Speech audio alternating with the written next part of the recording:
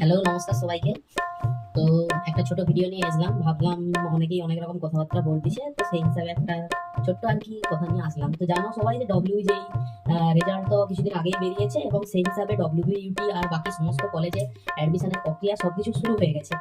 তো যে সকল কলেজে অ্যাডমিশন শুরু হয়ে গেছে, গভর্নমেন্ট হোক বা প্রাইভেট হোক, সবই কিছু শুরু হয়ে গেছে।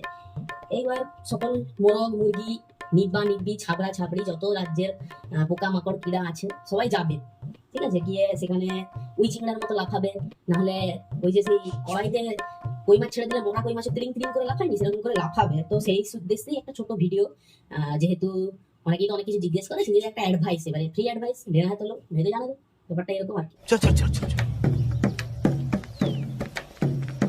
गाड़ी स्टार्ट कर। चल चप्पल छूट गया। हम फर्स्ट শুরু করছি। প্রথম যখন অ্যাডমিশন হবে, অ্যাডমিশনের পর যখন ওরিয়েন্টেশনের পরে ফার্স্ট ক্লাস হবে, বা ওরিয়েন্টেশনের দিনে গিয়েই কেউ কেউ একদম ফার্স্ট ডে ইন কলেজ ক্যাপশনে স্ট্যাটাস দিয়ে দেবে, বিশাল ব্যাপার একদম। বাপরে বাপ, স্টেজের ছবি ছবি দিয়ে, মানে কলেজ মানে একদম হৃদয়ে, ঠিক আছে? দ্বিতীয় দিন সেকেন্ড ডে ইন কলেজ, আর থার্ড ডে ইন কলেজ, বহু কিছু হবে। এক সপ্তাহ টানা রয়ে যাওয়ার পরে ইমোশনালি একটা ড্রামা শুরু হবে। কি কোথা দিয়ে এক সপ্তাহ কেটে গেল কলেজে, এরকম নানান কিছু হবে। আবার কোনো কোনো তো মামুনিরা এইসবও লিখে দিবে কি যে college is my second home. अरे बाप रे, ये तो धोती खोल रहा है। কলেজ সেকেন্ড হোম যখন বলবে, তখন মানে শুনতে এমন লাগবে যেন সে এখানেই ছোটবেলা থেকে আছে, এরকম ব্যাপার একটা। কিন্তু মামনি, তুমি যখন 75% অ্যাটেন্ডেন্স বুঝবে, আর যখন অ্যাসাইনমেন্ট গুলো একদম হয়ে যাবে, তখন তুমি বুঝতে পেরে যাবে যে college is my second home না কলেজ ইজ মাই শ্মশান। বুঝতে পারছো ব্যাপারটা?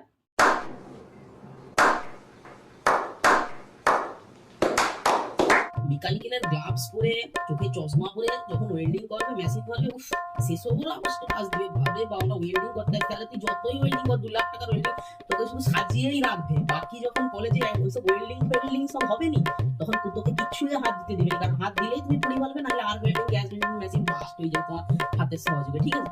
তুমি যতই 2 লাখ টাকা দাও আর 5 লাখ টাকা দাও, তোমাকে ওইসব বেসিক এক্সপেরিমেন্ট করতে কিন্তু কেউ দিবে নি। শুধু স্ট্যাটাসটুকুই দেওয়ার মধ্যে বদ্ধ থাকবে। আর 2 মাস পরে যখন আসল ভাবভঙ্গি বুঝতে পেরে যাবে, তখন college is my second home বাড়ি যাবে একদম পিছনে। रोज आते हैं इस उम्मीद पे, आज जीतेंगे, कल जीतेंगे, परसों जीतेंगे, रोज हारते हैं। ঠিক আছে? আরো এইসব অনেক নাটক নিব্বা নিব্বি করবে, এসব শুধু দেখার অপেক্ষা। কলেজ ইউনিয়নে যখন দেখবে তোমার আবার কোনো দাদা তোমাকে হেল্প করছে, বা তুমি তার প্রতি ক্লাস খেয়ে গেছো, কোনো হেল্পের দ্বারা তুমি তার প্রতি ইমোশন ফিল করছো, ঠিক আছে? এইটা দিয়ে কোনো চাপলের দরকার নেই, কারণ বছর বছর ওরা প্রত্যেককে এরকম করে হেল্প করে, আর হেল্প করার পিছনে অনেক উৎস থাকে, অনেক রিজন থাকে, ঠিক আছে? कंट्रोल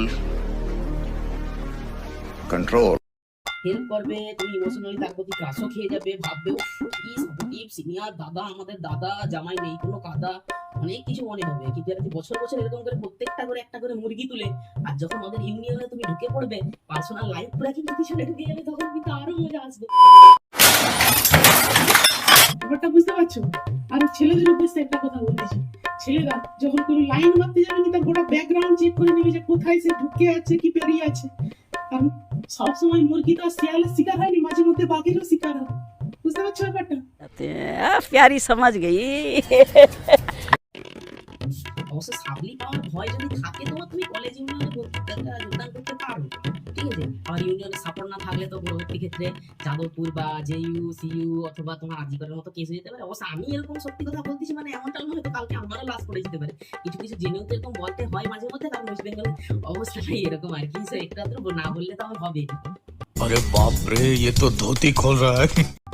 দেখতে পাবে কয়েকজন ভাঁড় মুরগি সব, মানে বুদ্ধির ভাঁড় হওয়া সত্ত্বেও 14 বার দিনে 10 বার হয়তো প্রিন্সিপাল বা হেডের ডেস্কে চলে যাচ্ছে, ঠিক আছে?